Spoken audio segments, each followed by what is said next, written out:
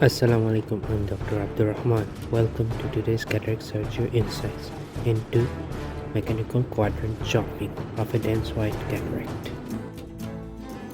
Now I'm making a beam port with a 2.4mm keraton, and I will stain the anterior capsule with Tryphon blue, followed by washing out the dye with PSS.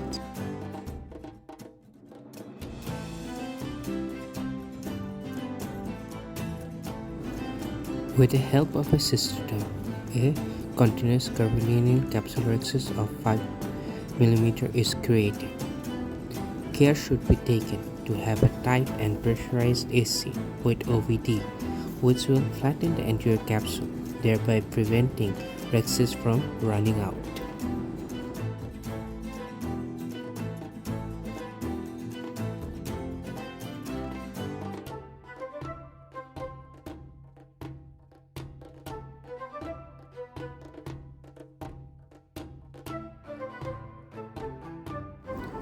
Now wash the rhexis flap out with PSS. Prior to hydrodissection, decompress the AC by removing OVD, then perform hydrodissection, thereby preventing posterior capsule from blowing out. Side port is made with the help of a 1.1mm NVR knife.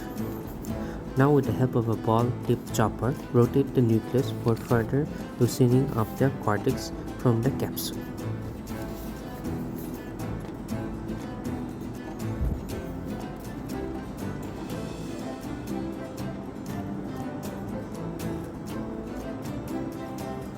Now remove some of the cortex in pre-phaco mode.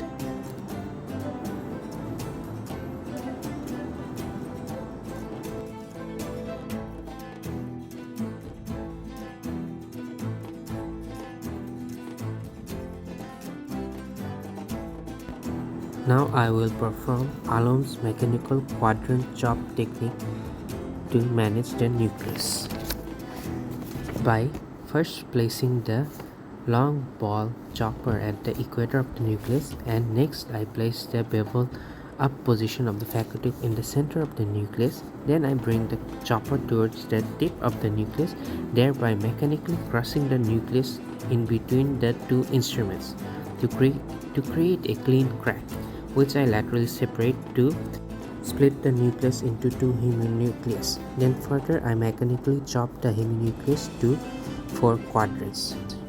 In this technique, so far no ultrasound energy was required and no vacuum was required to create the 4 quadrants.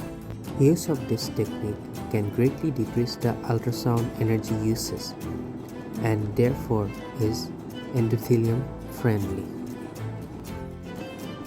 Since the cataract is soft, the 4 quadrants will be emulsified in epinucleus setting.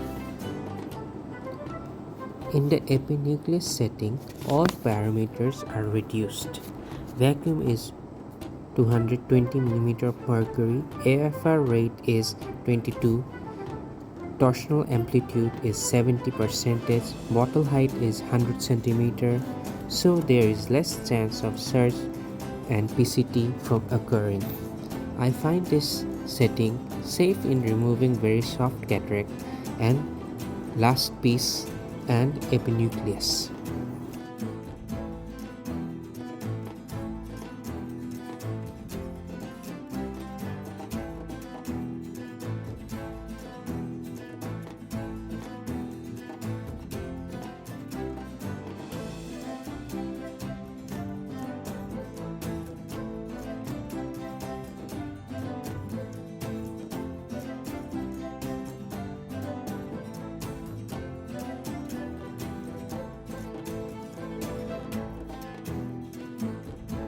Now with the help of a straight tip coaxial eye handpiece, remove the remaining epinucleus and the cortex.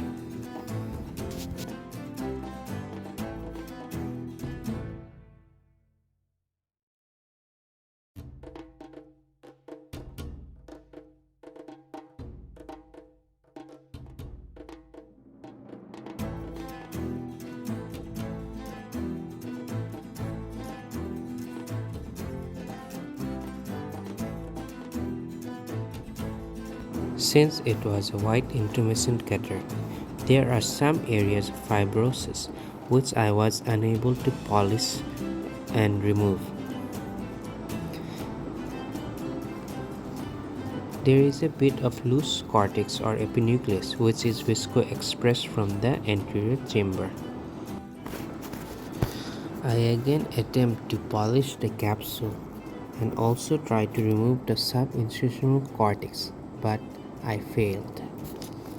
So I decide to implant the IOL, then I'll remove the subincisional cortex. Now I increase the main port incision size to 2.8 mm.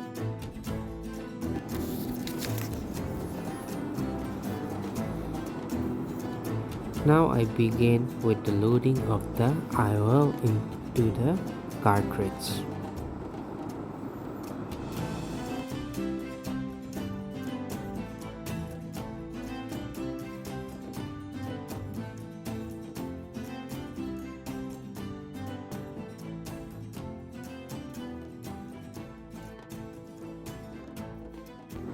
Now the IOL is implanted and dialed into the PC bag with the help of the spatula. Now remove the subincisional cortex. It is much safer due to the presence of the IOL. There is less chance of PCT from occurring.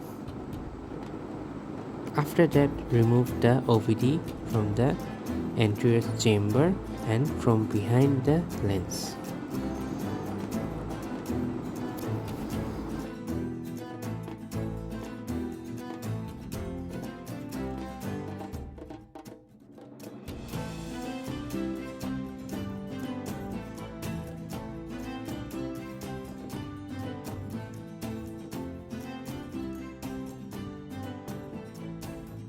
Now perform stromal hydration of the main port and the side port and give intracameral antibiotic and subconjunctival dexamethasone.